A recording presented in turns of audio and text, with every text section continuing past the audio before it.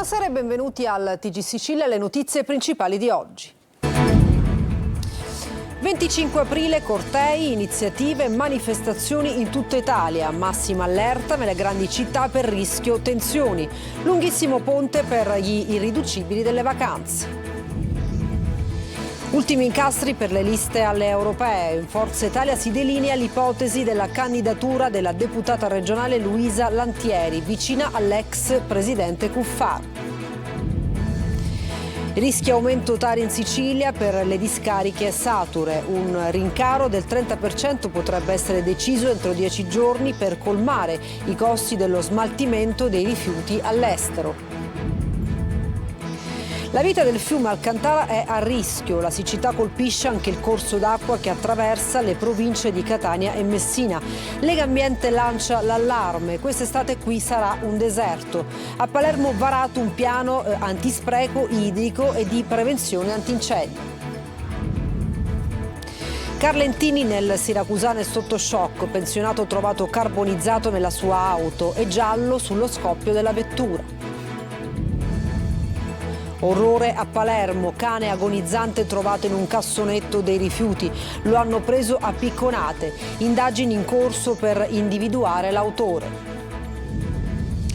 Donna stalker ad Agrigento immortalata da un video amatoriale mentre si scaglia per vendetta contro l'auto dell'ex.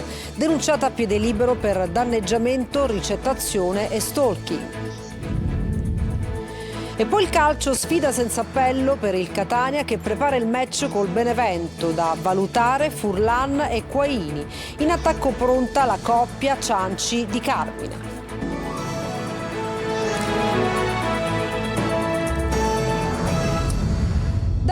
A sud l'Italia domani ricorda il 25 aprile con cortei, iniziative e manifestazioni. Massima allerta nelle grandi città per il rischio di tensioni, mentre il popolo dei vacanzieri non si fa sfuggire questo lungo ponte. Lorena Dolci. Sarà un 25 aprile con le nubi all'orizzonte e non solo dal punto di vista meteo. La festa della liberazione non ha mai visto piazze così contrapposte, divise dal solco sempre più profondo tracciato dalla guerra in Medio Oriente. Se a Roma e Milano è massima allerta, nella capitale è già scattato il piano sicurezza. In tutte le principali città è in programma la tradizionale deposizione della corona di alloro alla lapide dei caduti. A Catania, dal sacrario della chiesa di San Nicolò l'Arena, l'omaggio procederà a Gran Michele. Poi partiranno i cortei con l'associazione Partigiani in testa a rimarcare i valori della libertà e della democrazia nel giorno in cui si ricorda la liberazione dal nazifascismo. A Catania l'appuntamento è a Piazza Palestro alle 10. Un giorno di lotta per la pace e di sostegno alla Costituzione e per combattere i nuovi fascismi sarà il senso della giornata per ANPI, CGIL, ARCI e le altre associazioni della rete palermitana. Proprio domani la CGIL sarà nelle piazze dell'isola con i primi banchetti per lanciare la raccolta di firme per i 4 referendum promossi dal sindacato.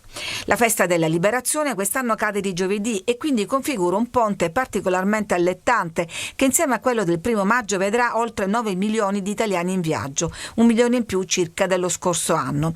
Al sud i vacanzieri saranno liberati dal freddo che da domani cederà il posto a temperature primaverili, condizioni ideali per picnic e gite fuori porta. Attenzione però al traffico, 3 i giorni da bollino rosso sulle strade, la mattinata di domani per le partenze e pomeriggi di domenica 28 aprile e del 1° maggio per i rientri. Europee, in Forza Italia si delinea l'ipotesi della candidatura della deputata regionale Luisa Lantieri vicina all'ex presidente Cuffaro. Luca Ciliberti. Ultimi incastri per le liste alle elezioni europee. C'è il nodo Cuffaro che non trova ufficialmente casa ma che non vuole disimpegnare il proprio elettorato. Il simbolo non ci sarà ma la nuova DC vuole esserci, magari concentrandosi su un nome all'interno di una lista già presente. E perché no? Proprio in quella di Forza Italia dopo l'appello inaspettato che arriva da Schifani durante l'inaugurazione di un pezzo della A19 tra Buonfornello e Scillato. I voti di Cuffaro sono utili per essere eletti, l'ho sottoscritto, per essere stato eletto il sindaco di Palermo, il sindaco di Catania, a Caltanissetta la DC di Cuffaro è con noi e quindi sono voti determinanti che il centro-destra apprezza. Quindi quando qualcuno invece ha la puzza sotto il naso, la cosa naturalmente non può farmi piacere. Naufragata l'intesa con gli Stati Uniti d'Europa di Renzi e Bonino, sfumata la trattativa con la Lega e la tentazione radicale, adesso Cuffaro scalpita. Mancano poco meno di 2 mesi al voto e i conti in casa Forza Italia si fanno sulle percentuali ed è chiaro che l'apporto della nuova DC non è indifferente. Lo stesso Cuffaro in un'intervista riformista stimava sui 140.000 i suoi voti. Ha un partito che è una realtà, ha degli assessori che operano benissimo all'interno della mia giunta, tanti consiglieri, tanti deputati regionali, consiglieri in tutta la Sicilia, è un partito che è votato liberamente dai cittadini. Il nome utile potrebbe essere quello di Luisa Lantieri, eletta in Forza Italia, proveniente dal mondo di Cuffaro e al di sopra di ogni sospetto, soprattutto per quel mondo che predica legalità. Il riferimento è proprio a Caterina Chinnici. Non so quali malumori potrebbero esserci, perché la collega Lantieri è una deputata come altri, per cui se malumori dovessero nascere dal fatto della competizione non credo, perché sono tutte persone in gamba che io conosco, i deputati, e che sanno di scendere in campo per dare una grande mano al partito. Schifani smorza perché la partita del peso specifico nazionale all'interno del suo partito vale molto e lui lo sa. Rischio aumento Tari sui comuni siciliani. Entro 10 giorni potrebbe essere deciso un rincaro del 30%. Ecco come si cerca di evitarlo. Lorena Dolci. Corsa contro il tempo per evitare un nuovo aumento della Tari, la tassa sui rifiuti, che in Sicilia è fra le più alte d'Italia. Il rischio è che i cittadini trovino in bolletta un 30% in più. Cosa è accaduto? Con le discariche dell'isola Sature i rifiuti da 1 anno e mezzo vengono inviati all'estero, una spesa quadruplicata. Per ammortizzare questi extra costi, i sindaci contavano su un fondo regionale di 45 milioni che è stato revocato. Togliendo dalla disponibilità dei comuni quella somma, costringe i comuni nell'approvazione del piano economico finanziario il 30 di aprile a caricare quel mancato contributo della regione sui PEF. Quindi questo, tra inefficacia, aumento dei costi e revoca del decreto, porterebbe all'aumento di circa il 30%. La prima mossa dell'ANCI, l'associazione dei sindaci, è stata di chiedere al governo nazionale uno slittamento di 2 mesi per i PEF, i piani finanziari dei rifiuti che decidono la Tari e che dovrebbero essere presentati tra pochi giorni, il 30 aprile. Se l'emendamento sarà approvato come pare, toccherà poi alla Regione trovare entro la fine di giugno i 60 milioni da mettere sul piatto dei rifiuti. Il contributo che toccava alla città di Catania era di 13 milioni, se vengono a mancare questi 13 milioni, per capirci saranno riscaricati nuovamente nel PEF 2024 e quindi riscaricato nella copertura della Tari. Non possono essere i cittadini ancora una volta a garantire le coperture finanziarie attraverso l'aumento dei costi. Ai cittadini il compito di aumentare i livelli di differenziata per evitare il ricorso alla discarica, in attesa che il piano dei rifiuti annunciato dalla Regione diventi realtà. I cambiamenti climatici, l'assenza di piogge, ma anche i prelevamenti secondari, soprattutto abusivi, stanno mettendo a rischio la vita del fiume Alcantara, dove l'acqua è scesa sotto i livelli di guardia. Gli ambientalisti lanciano l'allarme: quest'estate qui sarà un deserto. Emanuela Corsi.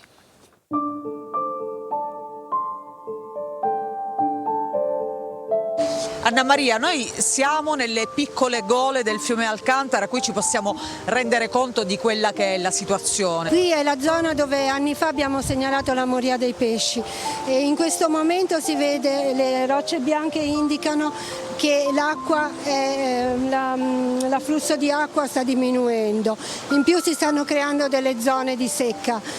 Questo vuol dire che il fiume ha una portata bassa e che presto saremo soggetti appunto a una secca.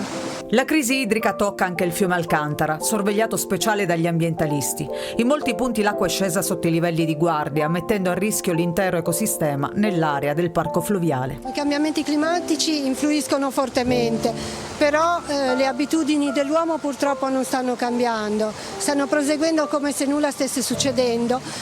Per cui le captazioni permesse e quelle abusive stanno continuando e la portata si sta abbassando e coincidendo le due cose i risultati saranno pessimi. Qui attinge anche Siciliacque, che gestisce il servizio idrico in Sicilia. Siciliacque non capta direttamente dal fiume Alcantara ma blocca un affluente e in questo momento non permette che l'affluente porti l'acqua all'Alcantara, quindi non può dare il suo contributo al fiume.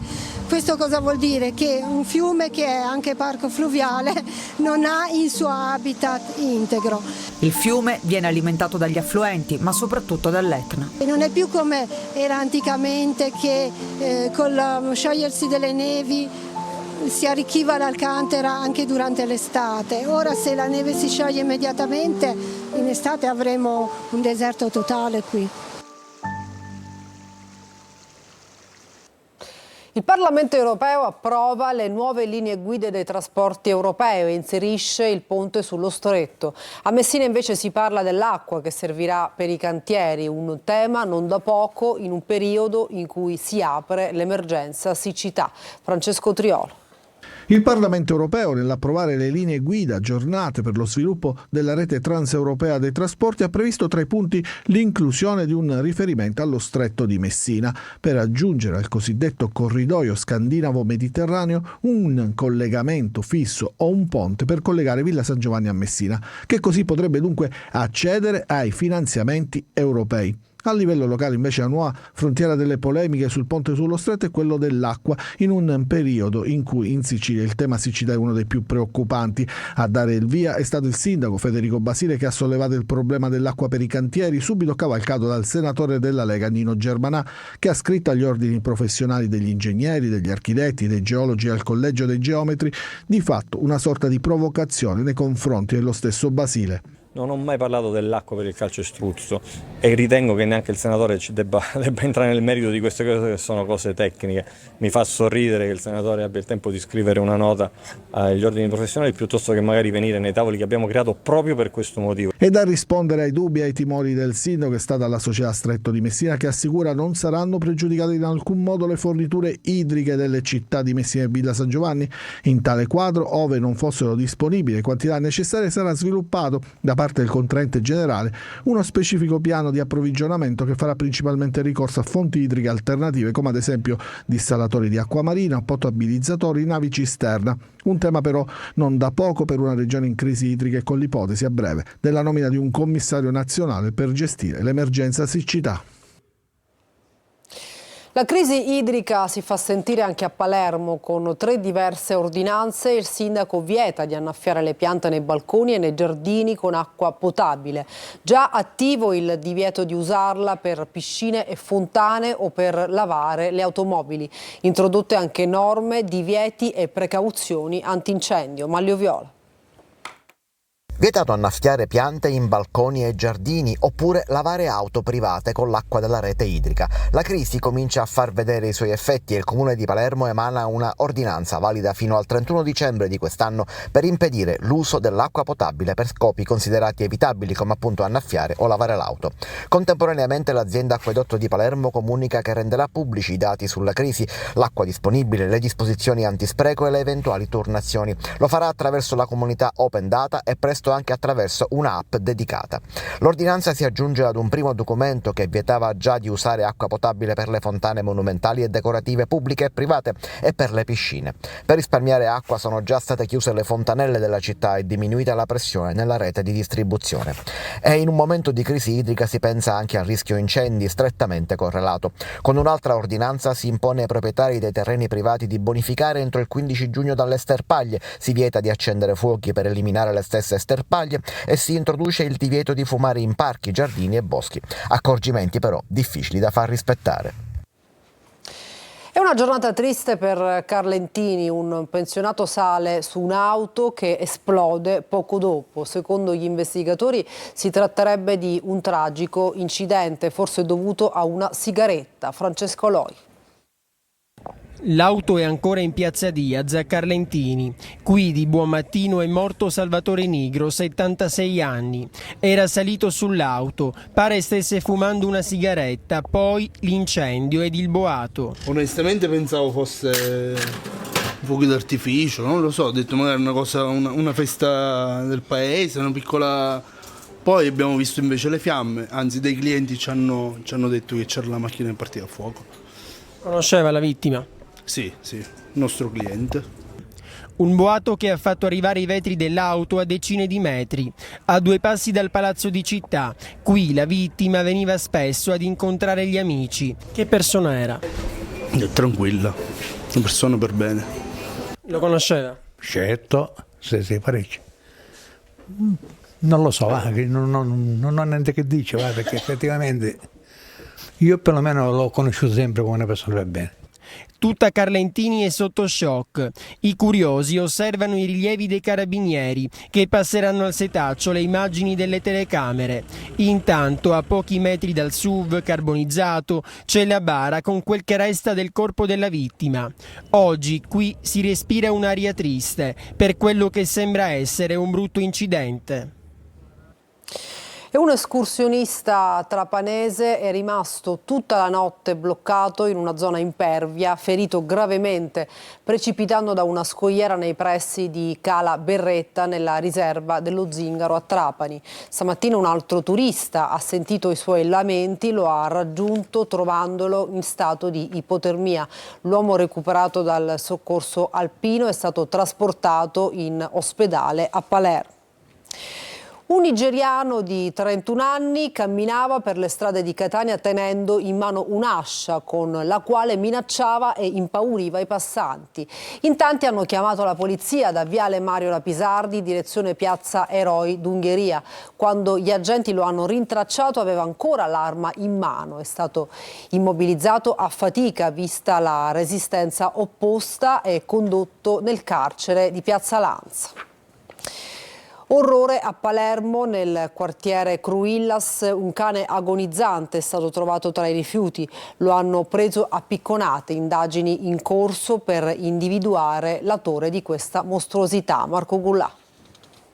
Il cane che vedete in questa foto si chiama Oney, è stato preso a picconate ed è stato trovato agonizzante in un cassonetto dei rifiuti nel quartiere Cruillas a Palermo. Un gesto terribile, indegno. A lanciare l'allarme è stata una donna, ha sentito il cagnolino lamentarsi, era chiuso in un sacchetto sotto una montagna di immondizia e ha chiamato la figlia. Ero al lavoro, intorno alle 18:30 mi squilla il telefono dell'azienda dove lavoro ed era mia madre che mi chiedeva con voce tremante e impaurita come muoversi, cosa fare, perché aveva appena trovato un cane dentro un cassonetto della spazzatura. Oney è stato picchiato a sangue senza pietà. In clinica è stato stabilizzato ma non è ancora fuori pericolo. Le sue condizioni tutt'oggi sono gravi, molto gravi, perché ha avuto un'emorragia cerebrale. Quindi oggi proprio stamattina è più vigile, ha aperto gli occhi e si è mosso la testa.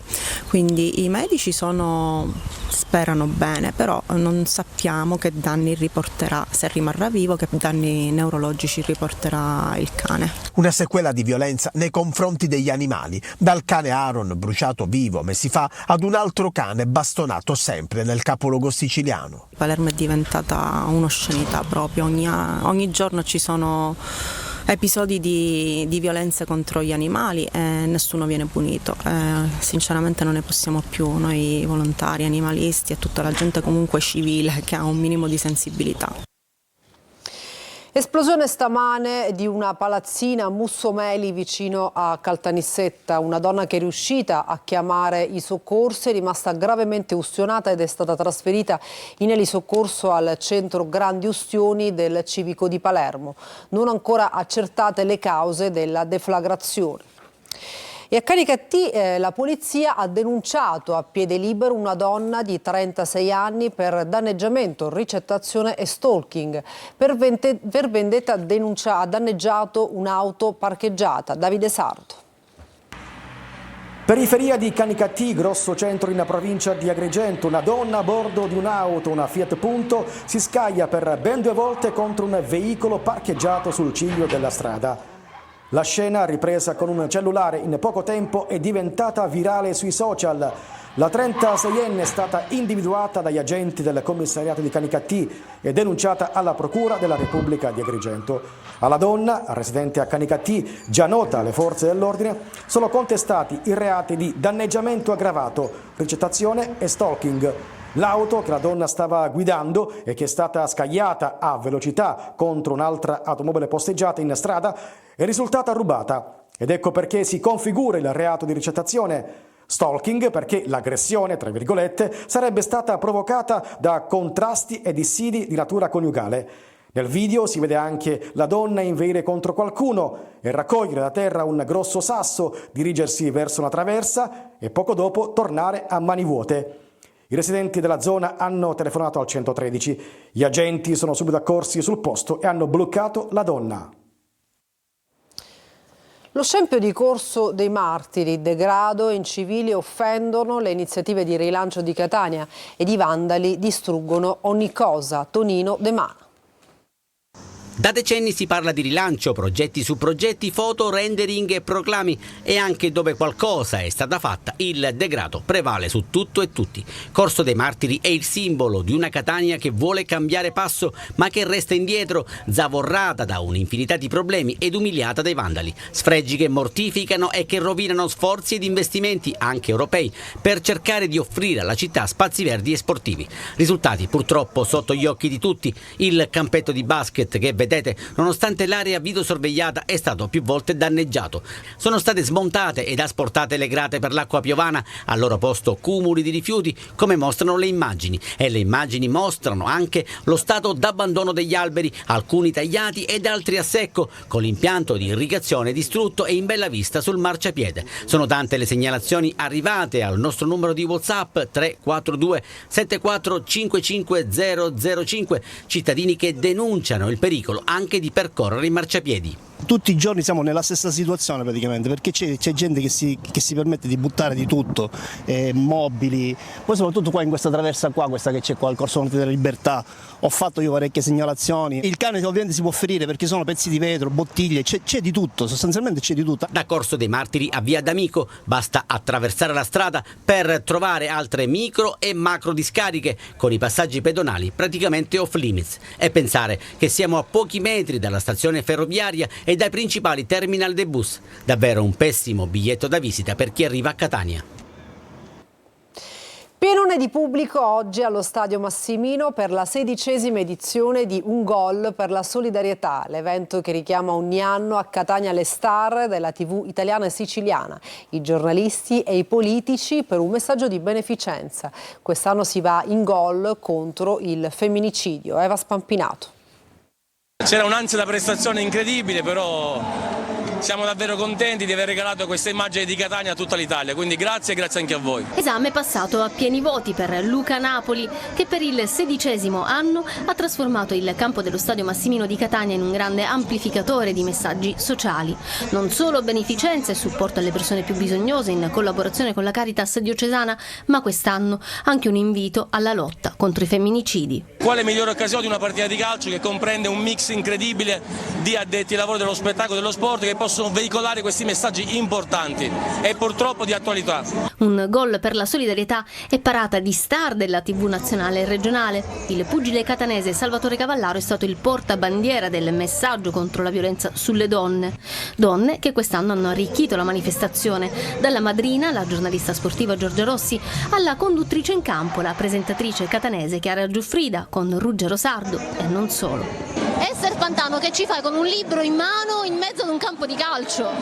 Ci faccio che credo che sia importante, uno dei modi e dei metodi, degli antidoti migliori per quello che è la violenza sulle donne, sia in generale l'informazione e quindi informarsi. Questo è uno dei libri che io amo, che parla appunto di donne, parla di donne coraggiose, parla del dover entrare nel bosco che ci viene sempre consigliato di non affrontare, quindi di non entrare nel bosco, invece noi in questo bosco dobbiamo entrare, dobbiamo affrontare i lupi e bisogna educarli questi lupi. È chiaro Sara, non te la squagliare, perché qua dobbiamo parlare di argomenti importanti. È importante essere insieme, tutti uniti in questa battaglia contro la violenza sulle donne. È importante che ci siano tanti ragazzi perché la sensibilizzazione inizia proprio in età adolescenziale. In campo per il quadrangolare di calcio tra Nazionale Artisti TV, All Star Sicilia, Nazionale Consiglieri Regionali d'Italia e Nazionale Giornalisti, anche il sindaco di Catania Trantino e il questore Bellassai. A vincere, come sempre, è la solidarietà. E adesso una pausa, torniamo tra poco con il calcio.